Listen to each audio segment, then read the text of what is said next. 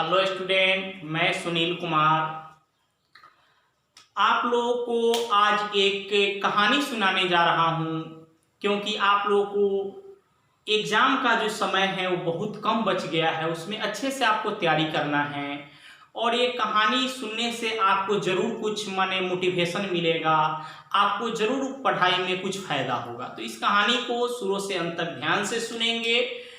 और ये कहानी कोई ज़्यादा लंबा भी नहीं है, ये कहानी 5 से 7 मिनट का होगा, इसलिए आप ध्यान से सुनेंगे।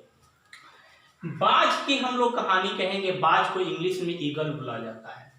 बाज बाज का जो आयु होता है, बाज का जो आयु होता है, उम्र होता है, वो लगभग 70 वर्ष होता है। बाज का जो आयु होता है, उम्र होता है, वो 70 वर्ष होता है।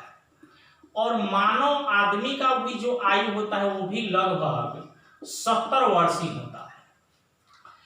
लेकिन बाज में कुछ खासियत होता है, कुछ विशेषता होता है। बाज की सबसे पहली विशेषता है कि वो तो मांसाहारी होता है। और बाज के विशेषता में शामिल सबसे पहला है कि बाज कभी भी दूसरे के मारा हुआ मांस नहीं खाता है। दूसरे के मारा हुआ मांस खाना पसंद नहीं करता है। खुद पकड़ता है तब खाता है, अन्यथा खाना पसंद नहीं करता है।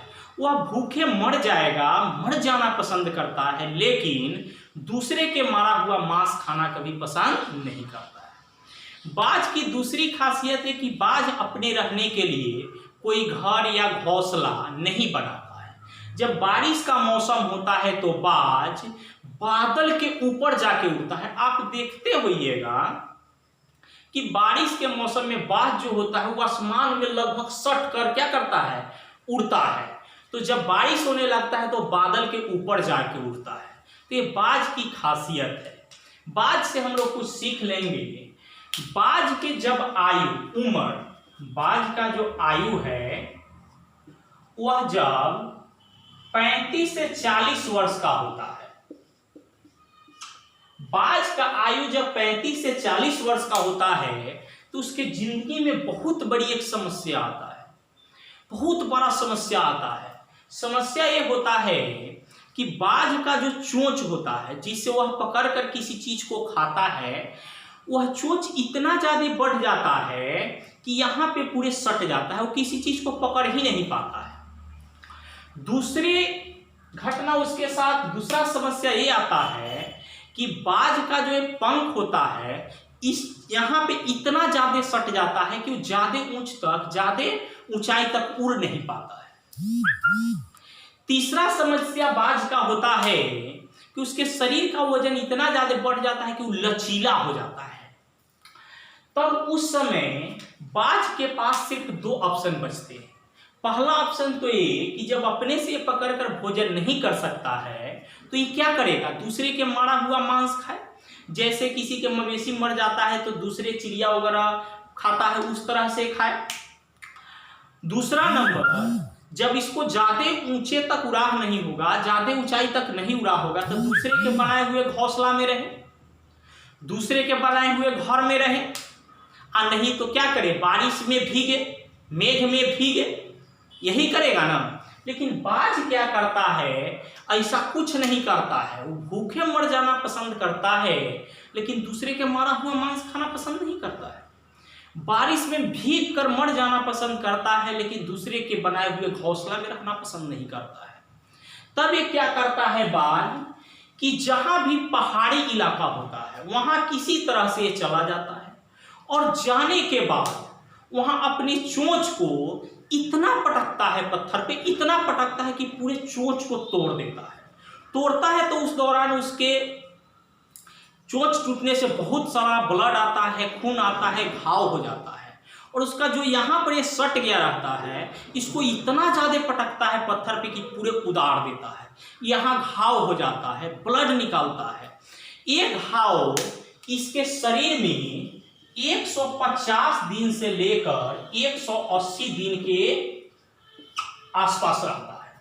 यानी ये समय 5 से 6 माह का होता है।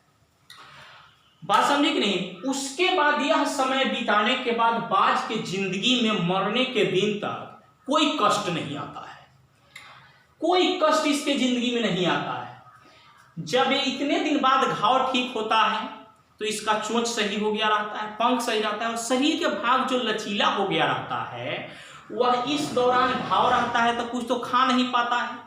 तो छोटा उटा कीड़ा मकोड़ा जहाँ पकड़ा है उसको पकड़ के खाया, तो भोजन कम करने के कारण इसके शरीर जो लचीला हो गया रहता है वो भी सही हो जाता है। तो एक बाज अपने जिंदगी में इतना दिन ब्लड बहाना पसंद करता है, घाव रखना पसंद करता है, दर्द झेलना पसंद करता है, लेकिन किसी के एहसान लेना पसंद नहीं करता है, किसी का मारा हुआ मांस खाना पसंद नहीं करता है, किसी के बनाए हुए घोंसला में रहना पसंद नहीं करता है।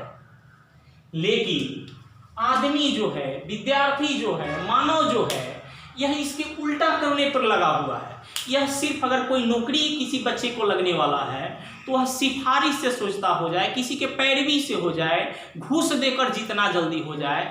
यह अपने अंदर विश्वास नहीं रखता है कि मेहनत करके इस काम को हम हासिल करें। अभी विद्यार्थी के लिए, छात्र के लिए थोड़ा सा इस पे हम समझाएंगे कि जब बाज 5 से 6 महीना 150 दिन से 180 दिन खून बहा सकता है, घाव रख सकता है, तो 12 और मैट्रिक के जो विद्यार्थी एग्जाम देने वाले हैं उनको लगभग 5 से 6 महीना अब एग्जाम के बचा हुआ है। ये 5 से 6 माह विद्यार्थी यदि जी जान लगाकर दिन रात एक कर पढ़े, 16 घंटा 17 घंटा पढ़ाई करे, तो वह अपने स्कूल में, वह अपने कॉलेज में टॉप कर सकता है, जिला टॉप कर सकता है, बिहार टॉप कर सकता है, स्टेट टॉप कर सकता है।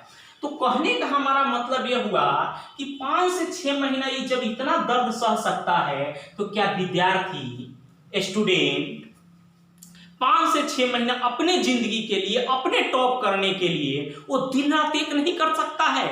यदि वह दिन रात एक कर देता है तो वह टॉप कर जाएगा, स्कूल टॉप करेगा, कॉलेज टॉप करेगा, स्टेट टॉप कर सकता है। तो इसलिए जो भी 12 और मैट्रिक के विद्यार्थी हैं वह इसको देखे और ध्यान से सुने। जब ये 5 महीना खून बहा सकता है तो आपको तो गार्जियन रूम दिए हुए हैं, पंखा लगा के दिए हुए हैं, बल्ब लगा के दिए हैं, सिर्फ बैठकर पढ़ना है। आपको ये नहीं कोई कह रहा है कि आप अपना भी हाथ पटक के तोड़ लीजिए, आप भी घाव रखिए, ये तो आपको कोई नहीं कर रहा है। जब 5 से 6 महीने ये मेहनत कर सकता है, ये जी जान बाज लगा सकता है, तो क्या आप नहीं लगा सकते हैं? आप 5 से 6 महीना जी जान नहीं लगा के पढ़ सकते हैं? आप टॉप नहीं कर सकते हैं?